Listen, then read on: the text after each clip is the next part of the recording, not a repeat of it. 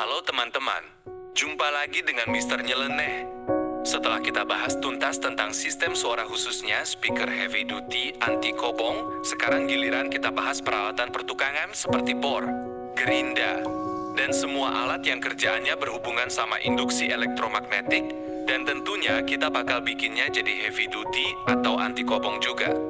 Terus ada tutorialnya nanti biar alat kita awet 100 kali lipat dari yang belum dimodifikasi.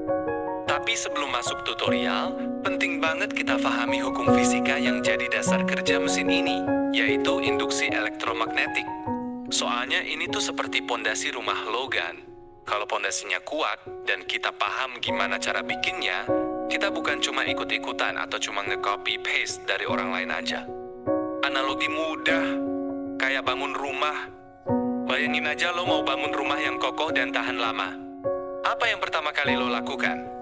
Tentu aja bikin pondasi dulu kan? Bisa jadi pondasi tiang panjang, cakar ayam, atau beton cor.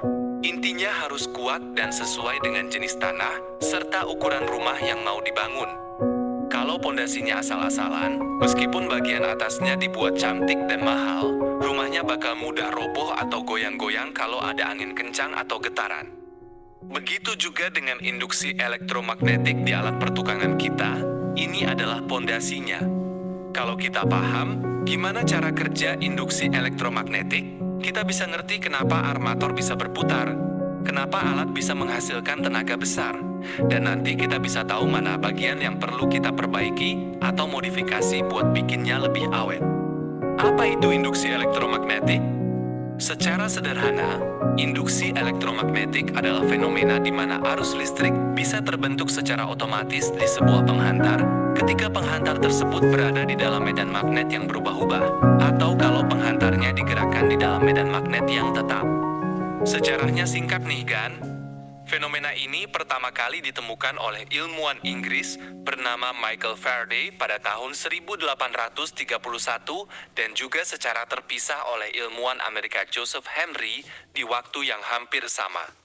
Faraday bahkan berhasil bikin alat sederhana yang disebut generator Faraday, yaitu sebuah kumparan yang diputar di antara kutub magnet dan berhasil menghasilkan arus listrik. Sebelumnya orang-orang berpikir listrik dan magnet itu dua hal yang berbeda, tapi penemuan Faraday ini bikin kita tahu bahwa keduanya saling berhubungan erat. Sistem kerja, bagaimana medan magnet bisa memutar armator atau anker. Sekarang kita bahas bagian intinya yang masih kurang detail sebelumnya ya. Di dalam bor atau gerinda ada dua komponen utama yang berperan besar. 1. Stator.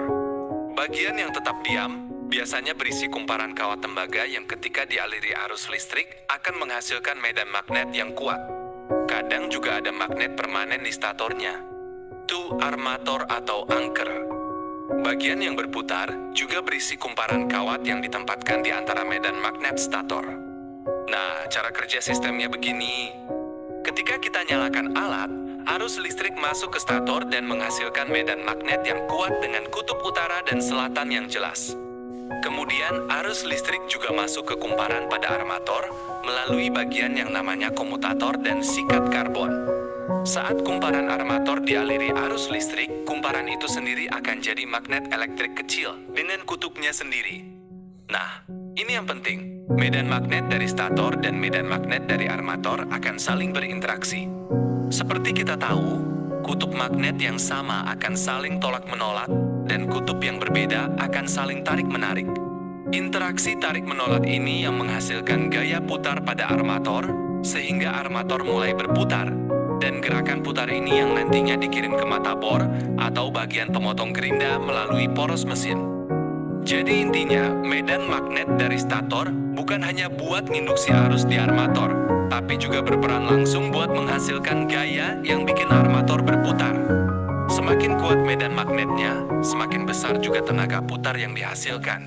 Itu kenapa alat heavy duty biasanya punya stator dengan kumparan yang lebih tebal atau magnet yang lebih kuat. Catatan penting, arus eddy, arus pusar.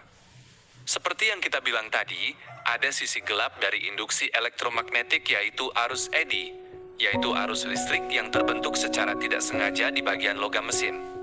Arus ini bisa bikin mesin jadi panas tidak perlu. bahkan bisa mengurangi efisiensi kerja alat. Tapi kita bahas ini tuntas di episode berikutnya ya kan? Biar kita nggak kepanjangan dan malah bingung. Ingat ya teman-teman, ini baru dasar saja. Nanti di episode selanjutnya kita bakal bahas sampai tuntas tentang tutorial modifikasinya. Mulai dari cara memilih bahan, langkah-langkah pemasangan, sampai cara tes agar alat kita benar-benar heavy duty dan anti kobong. Jangan lupa like, komen apa aja yang mau kalian tanyakan, dan subscribe channelnya biar nggak ketinggalan episode selanjutnya. Kalau ada ide atau bagian tertentu yang ingin kalian bahas lebih dalam, bisa tulis di kolom komentar ya. Sampai jumpa di episode berikutnya dengan Mr. Nyeleneh.